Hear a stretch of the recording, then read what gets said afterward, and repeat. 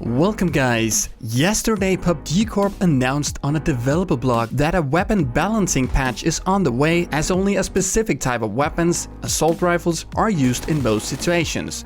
It was also noted that weapon attachments are up for change, as they want us to have a wider array of attachments and make them more situational than they are right now. Because of this, I decided to make this video and share with you some of my thoughts on how to rebalance the weapons of PUBG.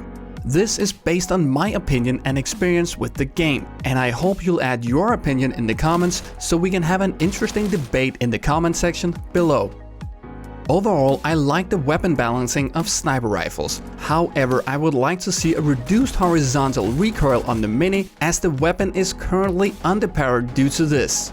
I would also like to see a slight reduction in the vertical recoil for the SKS without attachments, as it is currently a tad bit too dependent on attachments to be useful.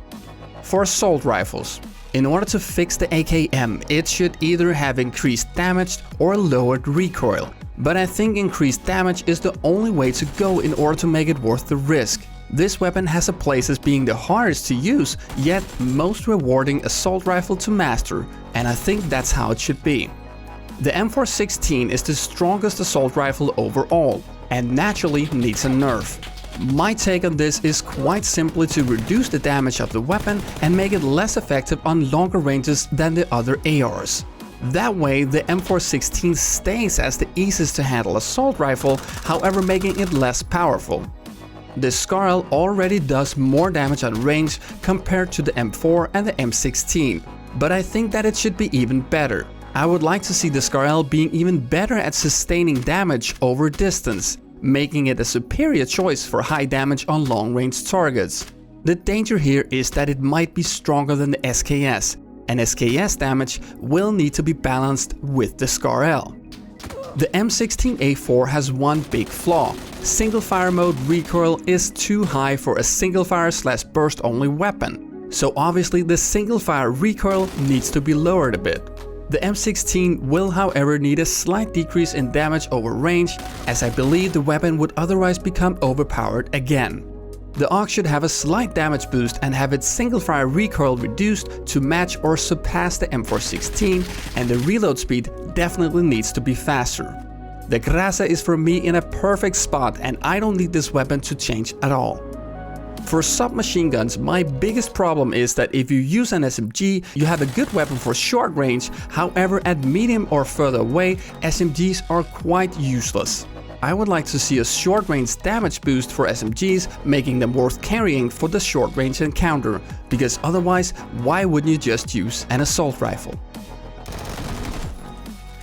Shotguns are way too inconsistent. However, I don't think the fault is the shotguns, but instead the fault is the damage model. If the pellets of the shotgun hits the arms, damage will be significantly lower.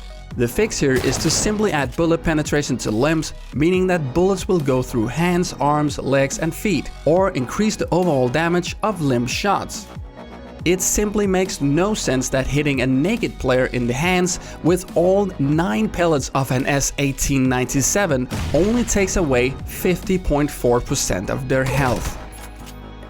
And while we added pistols, could use a buff too.